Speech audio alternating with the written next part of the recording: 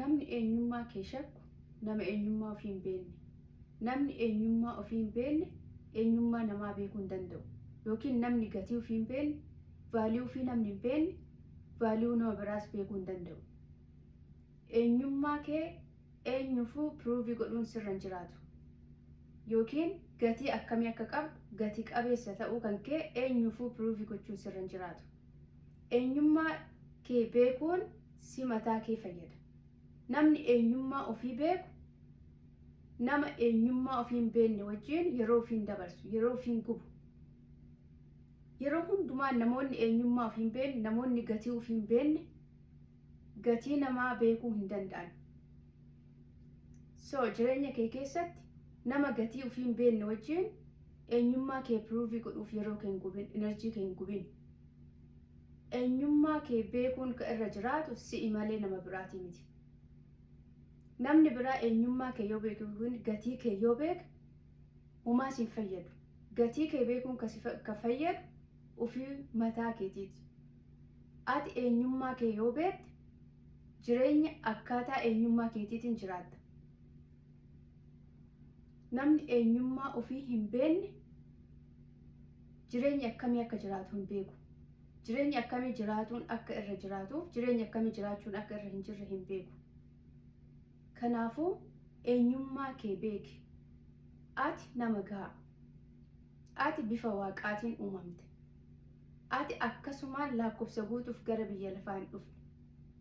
Waaqayyo yeroo si uumu gatii sitti baasee yeroo sitti fudhatee si uume. Kanaaf eenyummaa waaqayyo siif kennisan hin irraanfatin. Eenyummaa waaqayyo siif kennisan hin wallaalin. Namni eenyummaa ofii hin beekne bu'aa buusuu hin danda'u. Namni eenyummaa ofii hin beekne jireenya gaarii jiraachuu hin danda'u. Nama eenyummaa kee hin beekne yookiin nama eenyummaa kee xiqqeessanii laalan wajjin yeroo kee hin gubin.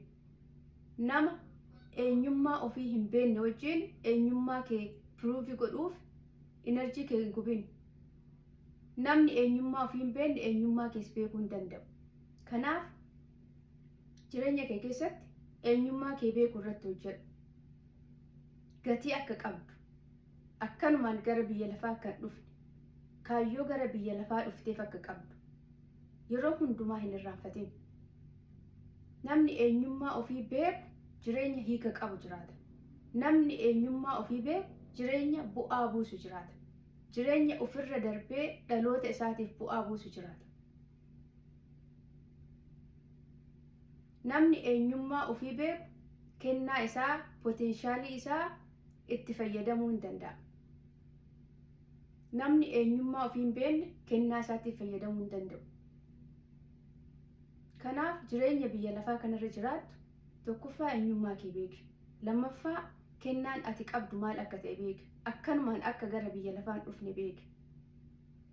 Gara biyya lafaa ofii qofaaf akka jiraattuuf hin dhufne. Gara biyya lafaa ka dhufteef ofii kee irra darbitee dhalootaaf bu'aa akka buuftuuf, dhaloota keessa jirtu eessallee jiraadhu dhaloota keessa jirtu keessatti bu'aa akka buuftuuf gara biyya lafaa dhufte. Kana yoo jennu namni tokko kennaan isaa waan tokko ta'uu danda'a. Kennaan kan kee waan hunda godhuu odoo hin ta'in, kennaan kan kee waan ati akka gootuuf gara biyya lafaa dhufte san karaa gaarii ta'een, karaa bu'a qabeessa ta'een jireenya san jiraattee kennaa kan kee namootaaf sheerii gootee, namoota fayyaddee, namootaaf bu'aa buuftee akka darbituuf.